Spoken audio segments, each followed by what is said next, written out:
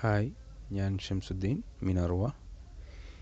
ഇപ്പോൾ നിങ്ങൾക്ക് പരിചയപ്പെടുത്തുന്നത് മറ്റുള്ളവർ ലോക്ക് ചെയ്ത് വെച്ചിരിക്കുന്നതായിരിക്കുന്ന വൈഫൈ എങ്ങനെ നമുക്ക് യൂസ് ചെയ്യാം ഈസിയായി എന്നുള്ളതാണ്.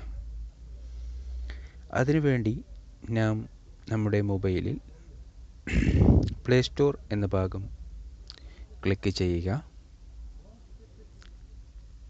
അത് ഡിക്ലൈൻ ആണ്, സോറി. അതിനുവേണ്ടി സെറ്റിംഗ്സ് എന്ന ഭാഗത്ത് ക്ലിക്ക് ചെയ്യുക.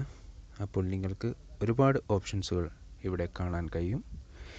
അതിൽ നിന്നും വൈഫൈ എന്ന ഭാഗം നിങ്ങൾ ക്ലിക്ക് ചെയ്യുക.